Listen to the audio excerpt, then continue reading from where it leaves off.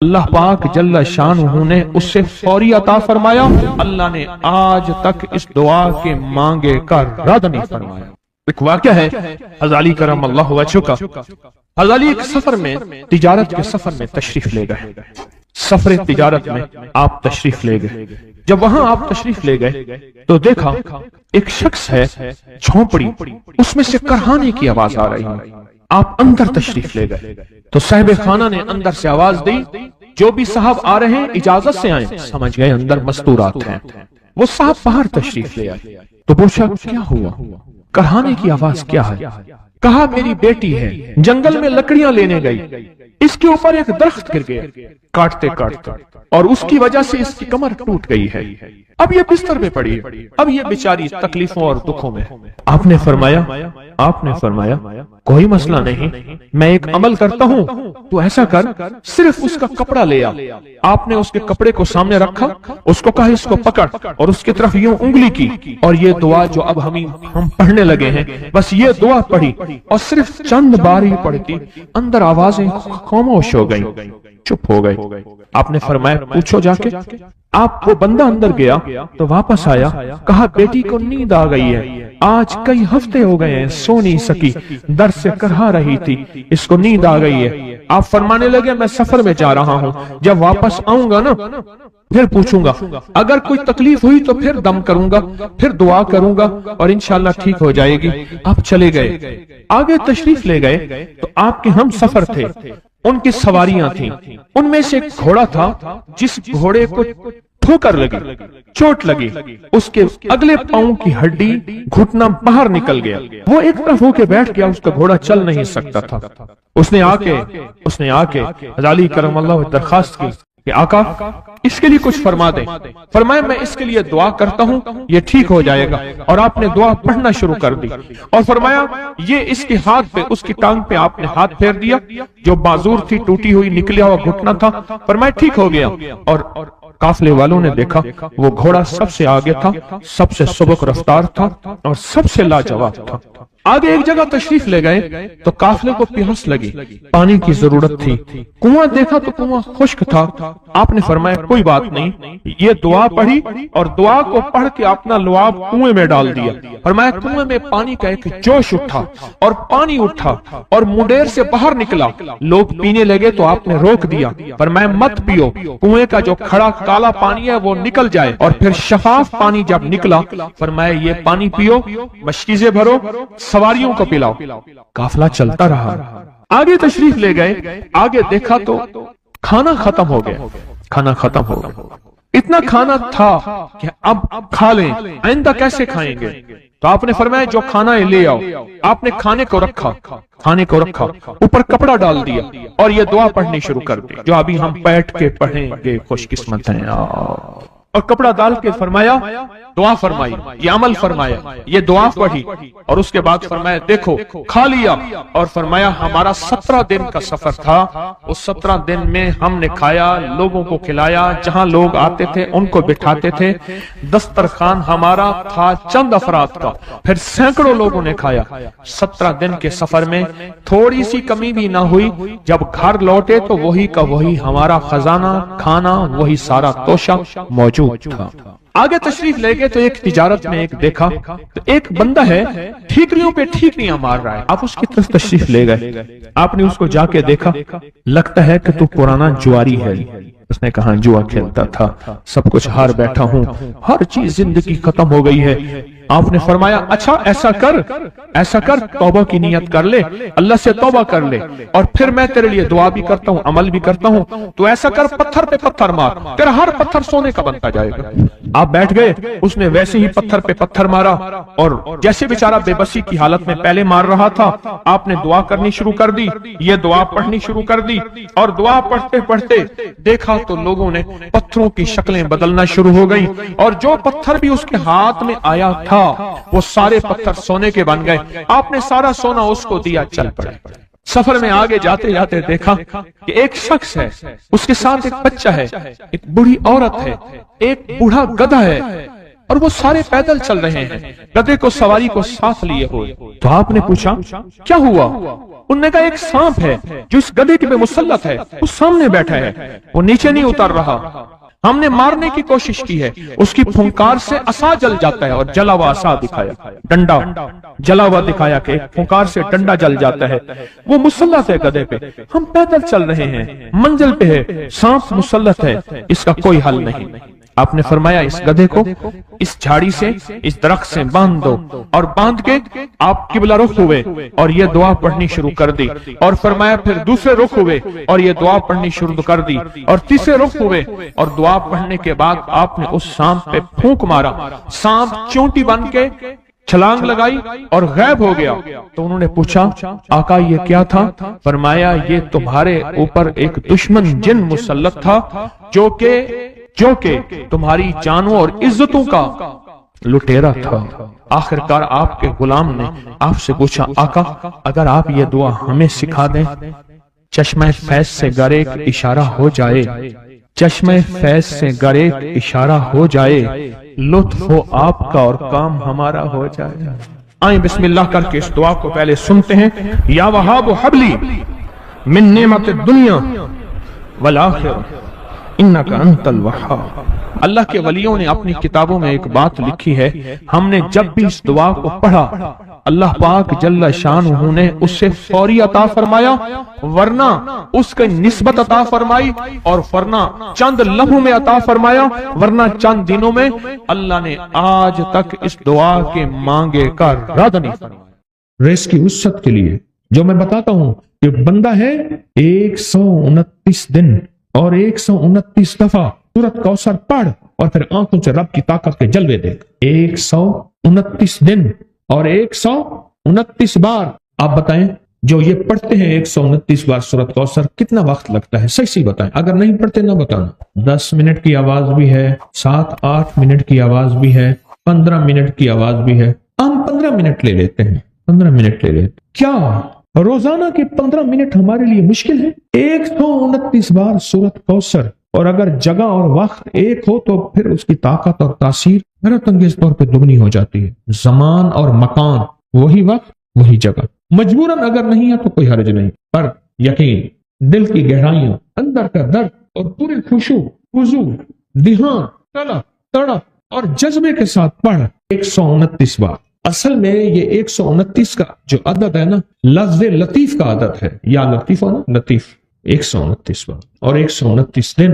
پھر قدرت کے خزانے اور رب کی رحمت کے خزانے، اس کی عطا اور شفقت کے خزانے، اس کی مہربانی کے خزانے۔ ایک اور چیز بتاؤں، دیدار مصطفیٰ کے لیے، کملی والے کے دیدار کے لیے سورۃ کوثر بہت باکمال ہے۔ اب اس کے فائدے سنتے جائیں، 129 دفعہ کے فائدے ذرا سنتے جائیں، کیونکہ میرے آقا کی تسلیوں کے لیے، دلجوئیوں کے لیے یہ آیت، یہ سورت اتری تھی۔ قرآن کی سب سے چھوٹی سورت ہے۔ دلجوئیوں کے لیے تانے دے دے کے ظالموں نے میرے آقا کے سینے کو چھلنی کیا، اور اللہ پاک جل شانہ نے فرمایا میرے حبیب کیوں غمزدہ ہیں، ہم نے آپ کو کوثر دے دی۔ اور میرے حبیب یہ جو تانے دینے والے ہیں، آپ پہ جادو کرنے والے ہیں، آپ پہ نظر بس کے حملے کرنے والے ہیں، اور آپ کے ساتھ حسد کرنے والے ہیں، یہ ان شان آقا ابتر، یہ تو ایسے ابتر ہوں گے، ان کی زندگی ابتر ہوگی، ابتر سے ابتر اور ابتر ہوگی کہ بس زمانہ دیکھے گا وہ شماتت الاعداء، اور ان کے دشمن ان پہ ہنسیں گے، ایسے ابتر ہوں۔ 129 بار سورۃ کوثر دیدار مصطفیٰ کے لیے، 129 بار سورۃ کوثر جادو کے آخری توڑ کے لیے، 129 بار سورۃ کوثر جادو کو خود پلٹانے کے لیے، پلٹ جاتا ہے۔ 129 بار سورۃ کوثر آفات اور بلیات کو دور کرنے کے لیے، 129 بار سورۃ کوثر انزائٹی، ٹینشن، ڈپریشن اور سٹریس کے لیے، اور 129 بار سورۃ کوثر اور سکون نیند کے لیے، 129 بار سورۃ کوثر اور سکون زندگی کے لیے، اور 129 بار سورۃ کوثر دنیا حسن۔ وہ طاقتور چیز ہے جو 7 نسلوں کو کھلاتی بھی ہے، پلاتی بھی ہے، سکون کی نیند سلاتی بھی ہے، اچھا لباس پہناتی بھی ہے، عزتوں کے تاج سر پہ رکھواتی بھی ہے۔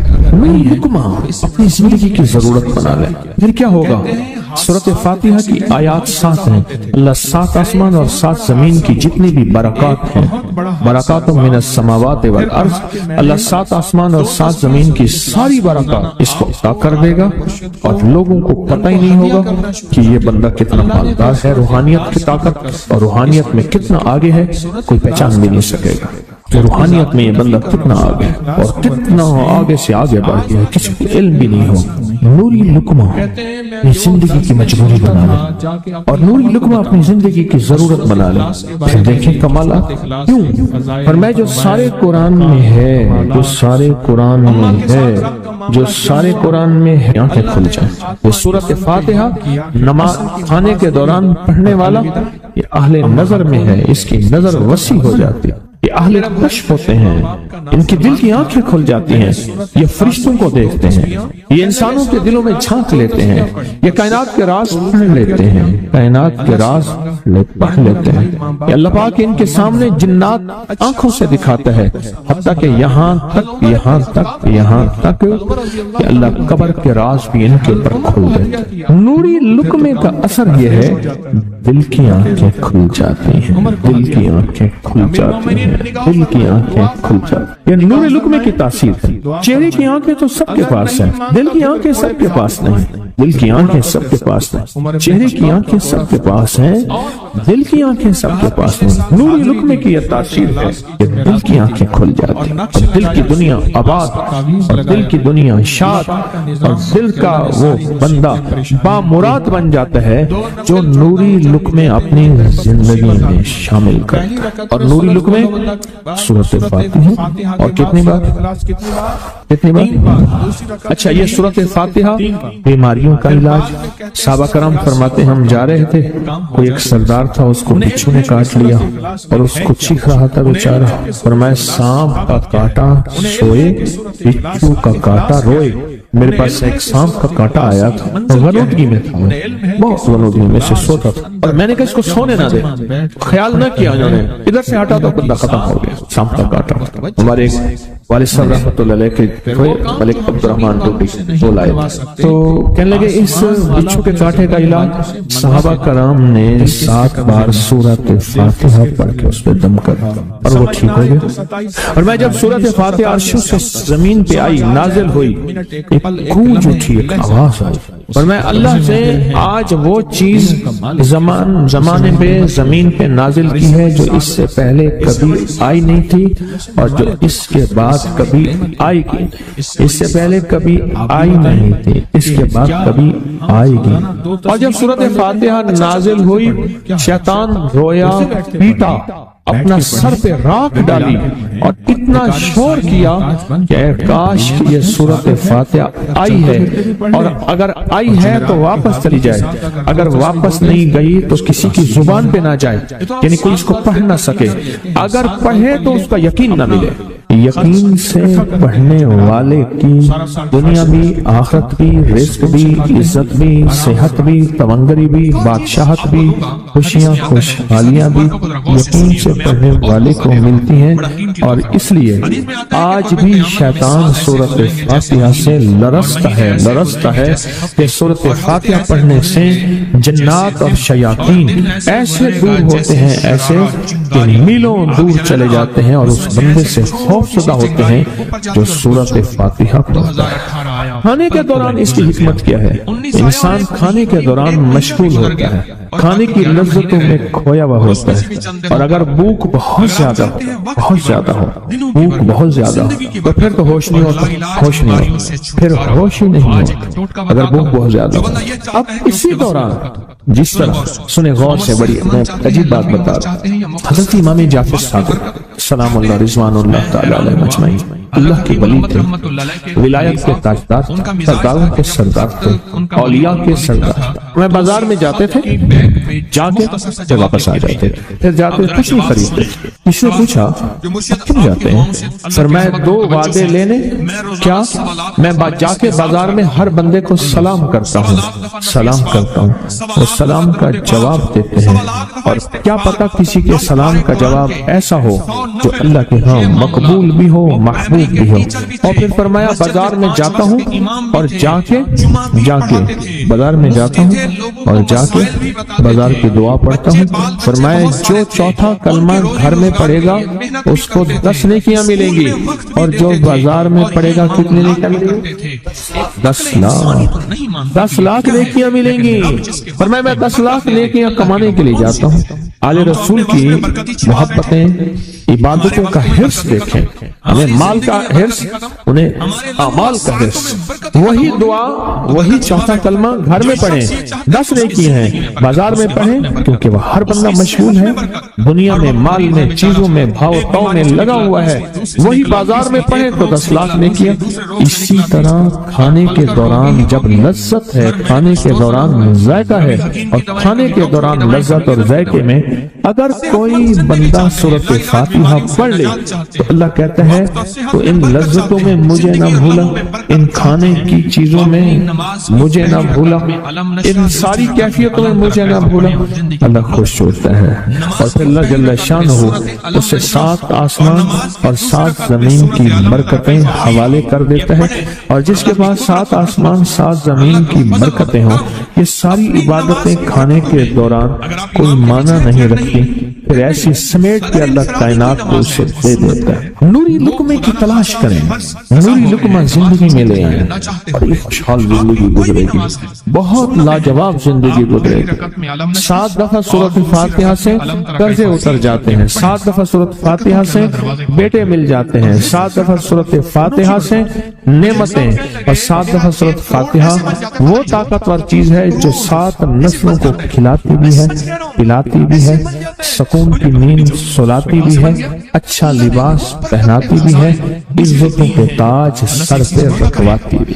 کہیں انشاءاللہ سوچیں کون سا مشکل عمل، بہت زبردست عمل ہے، 1 منٹ کا کام ہے اور کام بن جاتا ہے۔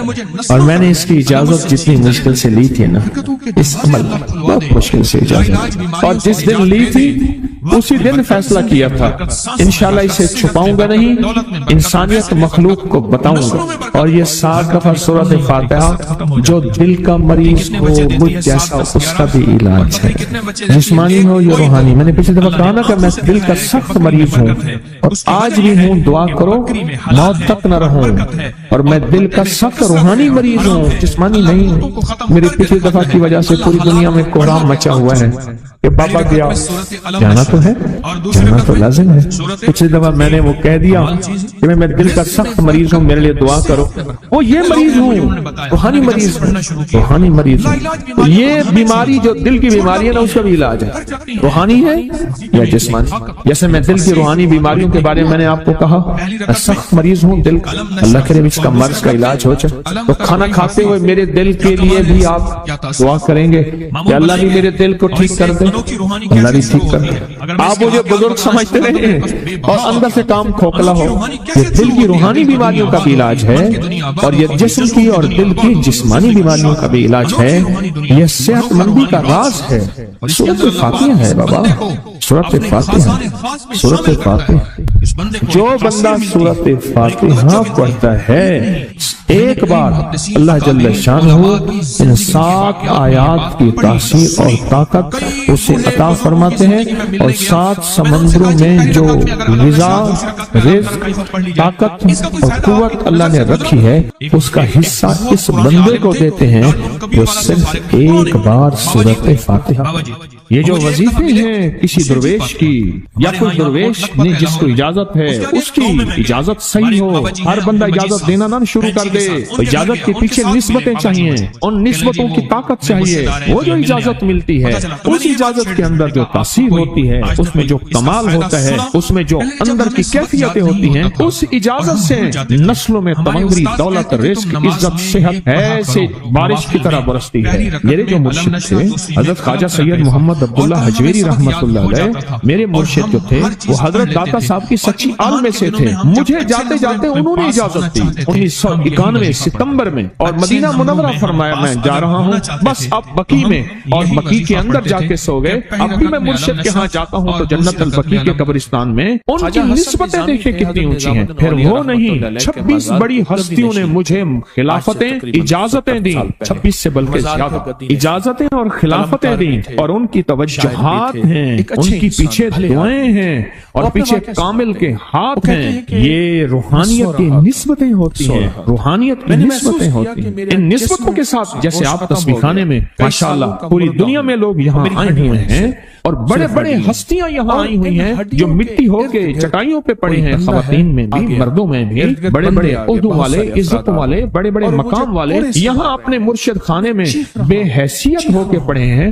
جو بے حیثیت ہو کے آتا ہے اللہ اس کو عزت اور مقام اور حیثیت دے. کہنے لگا میں نے نا حمزات کو قابو کرنے کے لیے میں نے ایک عمل کیا. عمل یہ تھا کہ ایک بڑا سا تھال لے لے, جیسے یہ گارے اور مٹی میں تھال ہوتے ہیں, اس کا چراغ بنا لے, اس میں 10 کلو تیل ڈالے اور بڑی ساری بتی ہو, ٹھیک, اس کی بتی جلائیں. 10 کلو تیل جلنا ہے, کتنا تیل جلنا ہے, اس کی بتی میں اس کی لو میں دیکھنا ہے, اور پھر بیٹھ کر اس انداز سے ہے کہ میرا سایہ ہو اور پھر میں اپنے سائے کو بھی دیکھوں, لو کو بھی دیکھوں, اور اس کے بعد یہ وظیفہ پڑھنا ہے. 40 دن میں یہ 10 کلو تیل جل جاتا ہے. دن رات بیٹھنا ہے اور اس کو پڑھنا. 30 دن جب گزرے تھے, 30 دن گزرنے کے بعد اس کو نقشے نظر آنا شروع ہوئے. نقشے یہ نظر آنا شروع ہوئے کہ گھر ہے, بچے ہیں, کھیل رہے ہیں, اماں بیٹھی ہے, آپس میں بچے کو لڑ بھی رہے ہیں, کھا بھی رہے ہیں, پی بھی رہے ہیں. اس نے ادھر سے توجہ ہٹائی. مرشد نے فرمایا تھا کہ دیکھ میری نگرانی میں عمل کر رہا, نقشے نظر آئیں گے, کسی نقشے میں نہ توجہ کرنا نہ خوف کرنا. خوف بھی آئے گا, چیزیں بھی آئیں گے, نہ کرنا, بس نہ کرنا. دوسرے دن اوپر سے نظر آیا, پھر بچے ہیں کسی باغ میں کھیل رہے ہیں, ایک بچہ پھر گم ہو جاتا ہے, ماں روتی ہے, اتنا روتی ہے اس کو رونا آ جاتا ہے. پھر خیال آیا, مرشد نے فرمایا تھا کسی توجہ نہ کر, یہ کیا نقشہ شروع ہو گیا. اچھا 2 دن کے بعد نقشہ آیا, بچے کھیلتے کھیلتے کھجور پہ چڑھ گئے, ایک بچہ جو اوپر سے گرا اس کے بازو ٹوٹ گئی, لات ٹوٹ گئی. اب پتہ چلا وہ تو مر گیا. اب اس کی میت پہ جو اماں نے بینڈ ڈالے, جو ابے نے روئے اور گھر کی مائیں روئی, اصل اس کو وظیفے سے ہٹانا تھا اور اس کی نظر جو وہ وہاں سے نظر سے ہٹانا تھا. پھر اس کو مرشد کا خیال آیا کہ توجہ نہیں ہٹانا, دھیان نہیں ہٹانا. پھر خیال آیا جب مرشد کامل ہو فائدہ کبھی نہیں ہوگا جب تک یقین کامل ہو. اصل توجہ ہٹانی ہے, اور بہت زیادہ رونا اور اتنا رونا کہ سرکار کا خیال آیا, بچے کو لے جا رہے ہیں, اس کی میت پھر قبر کھود رہے ہیں, پھر اس کا یہ کر رہے ہیں, رونا اتنا کہ اس کے آنسو, رونے کی کوئی کیفیت تھی مائیوں کی. 2 دن ابھی رہتے تھے 40 دن میں سے. تو پھر وہی گھر نظر آیا, بچے کھیل رہے ہیں, شوہر آیا, اس نے آ کے کہا مجھے روٹی دو. اس نے کہا گھر میں تو کچھ بھی نہیں ہے, لکڑیاں نہیں ہیں, آپ نے کچھ دیا ہی نہیں, میاں بیوی کی لڑائی ہو گئی. اس نے کہا پھر ٹھیک ہے نا, میں آج سب کو جلا دے. اس نے کہا لکڑیاں لے آیا, ادھر ادھر سے لکڑیاں لا کے نہ صحیح, اس نے لکڑیاں جلائیں, بچوں کو اٹھا کے جو ڈالا آگ میں, چیخیں نکلی بچوں, دوسرے کو پکڑ کے ڈالا, تیسرے کو ڈالا, چوتھے کو ڈالا, آگ میں ڈالتا جا رہا ہے. مائی چیخ رہی ہے, کوہرام ہے, زندہ بچوں چھوٹے معصوموں کو آگ میں ڈال رہا. ڈالتے ڈالتے کہنے لگے تو بچ گئی ہے نہیں, آپ پھر پکڑ کے تجھے ڈالتا ہوں. جب اس کے ڈال کے کہنے لگا اب اس عامل کو تو بچ گیا ہے, ایسے اس کو ایسے پکڑنے لگا اور پیچھے مرشد کا کھینچ کے تھپڑ اس کو آیا. جب کھینچ کے تھپڑا سارا نقشہ ختم ہو گیا. کہنے لگا یہ کیا تھا. مرشد کامل ایسا ہوگا جڑا لولو دے وچ وسے ہو, نال نگاہ دے پاک کریندا, نہ صابن سچی کھتے ہو. یہ اس وقت ہوگا جب یقین ہوگا, جب تیرا یقین کمزور ہے. مرشد کامل ہے, یقین کامل نہیں, ناکام رہے گا ساری زندگی, تھرمامیٹر لگاتا رہے گا. کوئی کہہ دے گا کہ تیرا مرشد 1 نمبر ہے, ولی ہے, کہا سبحان اللہ. کوئی کہہ دے گا 2 نمبر ہے, کہا توبہ توبہ. ساری عمر اسی زندگی میں رہے گا, کبھی نہیں پا سکے گا. 40 دن کے بعد مرشد کی خدمت میں حاضر ہوا اور سارے نقشے بتائے. فرمایا نہ بتاؤ, ہم دیکھ رہے ہیں. علامہ فخر الدین رازی رحمۃ اللہ علیہ کا مشہور واقعہ ہے, مرید جو ہے آپ کا سینکڑوں میل دور, اور وہ مرید وہ تھا جو ساری عمر اللہ کے وجود کو کہتا رہا کہ اللہ کے وجود کو نہ ماننے والے کہتے تھے کوئی اللہ نہیں ہے, کہاں ہے دکھاؤ, ہر چیز خود بخود بن گئی ہے, خود بخود ختم ہو جائے گی. ان کے پاس 100 دلیلیں تھیں, کتنی 100 دلیلیں تھیں, اور آج تک ان کی دلیلوں کو کوئی توڑ نہیں سکا تھا اللہ کے وجود پہ. آخری وقت اور آخری وقت کے اندر ایک دروازہ کھٹکھٹایا کسی نے کہ جناب ایک بزرگ آپ سے ملنے آئے.